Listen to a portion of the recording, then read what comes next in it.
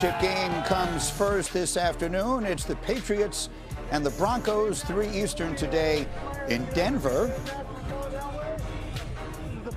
All right, so let's do facts and film now with our research producer, Evan Kaplan, and we're talking about Drake Maye in this matchup. So much attention, of course, on Stidham and the uniqueness of his start.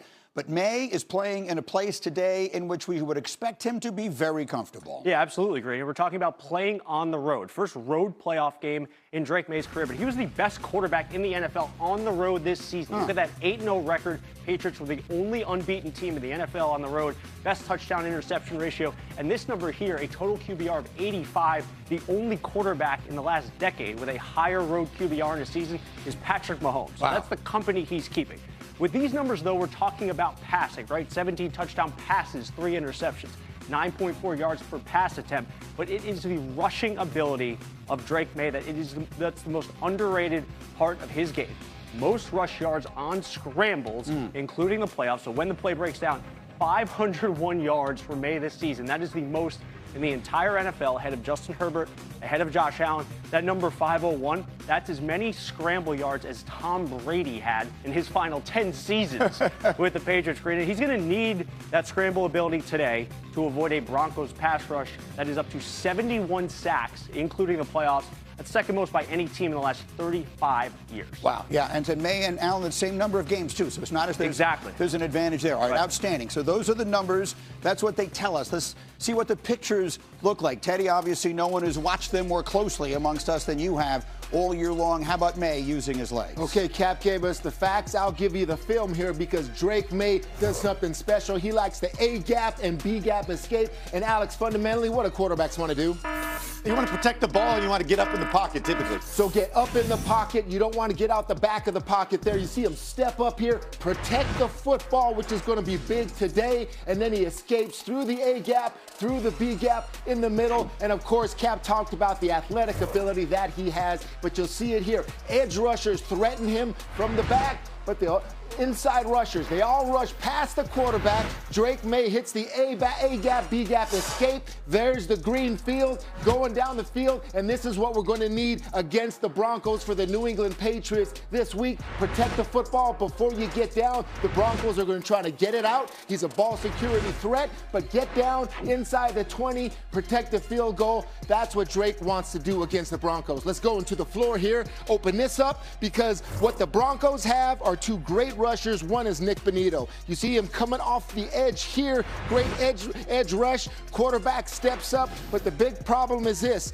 The Broncos have a special player, and that's Zach Allen. First team All-Pro, led the league in quarterback hits. And here it is, Zach Allen. You see him right here beating the guard, getting up the field. Watch him flatten. Flattened because he knows he does not want to have the A-gap, B-gap escape, gets the quarterback down on the ground. This is the battle today. Drake against the edge rushers and also Zach Allen in the A and B gaps. All 4 quarterback stories today are just compelling as can possibly be. The 2 in the AFC, obviously, on one side. The NFC game, you have Stafford, the Hall of Famer, and then you have Darnold, who has been so good these last 2 years, with one exception. And it's been against the Rams, the team he has to play today. Greeny, you hit the nail on the head. Listen, this guy's won 29 football games the last 2 years. That's more than anybody in the NFL. He's played so good. But if there's one defense that's given him fits, it's this Rams defense. Again, even going back to last year in the wild card round, this is the defense that essentially knocked him out of Minnesota, right? His kryptonite. Here we are in the wild card round. Again, the Rams, look at the body language. They're showing, man. Listen, we've got 2 interior guys here stood up showing pressure. Sam Darnold, right? Again, he's got to come up and handle that. You can see him making a protection adjustment. Clock's ticking down. And again, what do the Rams do? We're bluffing out, Teddy. Both these guys dipping out. And again, double edge pressure. Mind games. The corner who's untouched here. Sack fumble. Jared Verse. See you later. Touchdown, fumble return, right? A defining play in this game. Well, let's fast forward to this year. Same opponent. We're in a different jersey now for Sam Darnold. Again, with the Seahawks. Here's the motion across the ball. Nickel runs. Teddy, this just screams man. I mean, look at the body language across the board. Right? Let's let this play run. If you're Seattle again, Sam Darnold comes up, rips the slant. Nice. Not good. Again, what do we have? Got him, Seahawks Alex. have triple slants on. You love this versus man. The problem is the Rams are not in man. Again, they bluff out the zone. Right? Sam comes up to throw it. We hit the nickel in the chest. That's beautiful. See you later. It's not a pick six. It goes down to the 1. Huge play, though, nonetheless. And then this might be my favorite. Rams, 3 D linemen to the right. Seahawks have to honor it. Watch Kobe Turner, right? He rushes for a couple steps. And on the backside, we got double linebacker blitz. They have to squeeze this. What does that leave? Jared Verse, untouched. Now look at this, though. We're dropping out. Kobe Turner, rush for a step, dropped out. We got to throw hot if we're Sam Darnold. Problem is, I see you, big man. The Kobe Turner, the nose guard in the face, right? Again, Sam Darnold, this defense has given him fits.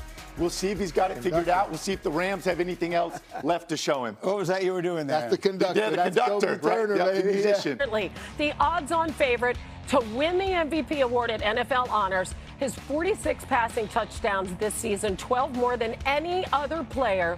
5th quarterback since the merger to have at least 12 more passing touchdowns than any other player, and 3 of the previous 4, not surprisingly, went on to win MVP. We are back with Kimberly Martin, and Stafford turns 38 on February 7th, the day before the Super Bowl, looking for his 2nd trip to the Super Bowl in 4 years. What's he saying about his motivation this time around, Kimberly? Yeah, a lot on the line for Matthew Stafford, Hannah. But when I spoke to Sean McVay, his head coach, about Stafford, he said, it's not just Stafford's body of work that gives me confidence in my quarterback. It's the fact that his quarterback consistently elevates those around him. McVay told me week in and week out, he does stuff that never ceases to amaze me. Now, this week, Stafford was asked about the big picture thoughts on this matchup against the Seahawks. Take a listen. Play this game for my family and for the people that have helped me get here and all of our teammates, but like the guys in that locker room that, you know, want that opportunity. I want that for them so bad. And so that's why I prepare. That's what I'm going to do, everything I possibly can to try and bring that to life for those guys. With a big challenge ahead of us, no question about it. But, you know, that's the special part about football. Such a great team sport, and just trying to do my part to bring that to life for those guys. Now, last week, McVay told me that last week he felt like Stafford was at his best when he needed to be against Chicago, and today he will have to do the same. We're going to talk about legacy a lot today when it comes to Matthew Stafford, but his tight end Colby Parkinson told me, honestly, I feel like he's a Hall of Famer already, but it wouldn't hurt to add another Super Bowl to his resume, so today we're going to do that. Yeah, to put that in perspective, he'd be just the 2nd quarterback in history to play 10 seasons with one team and then go to multiple Super Bowls with another team. I mean, the only other guy to do that was Peyton Manning, which, as you know, was a cool 10 years ago. Exactly.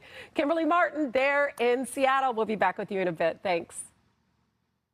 All right, Hannah, Herm Edwards back with us. All right, my man, what's going to be the biggest key for Matthew Stafford against that Seahawks defense? Very simple, clean pocket. If you allow him a clean pocket, he can throw the ball as good as anyone in the National Football League. This is why he's an MVP candidate, and he likes playing from the pocket. He doesn't want to move from that position. He surveys the field. He knows to go to his 1, 2, or 3 read, and he has some excellent players that play on the perimeter with Puka, Adams, Higbee, Parkinson, the tight ends. So he knows how to get the ball to players, and this is what he does best from the pocket. Okay, my friend, thank you much. See you back after the break with your final word. Let's take it back to Hannah. All right, Jay.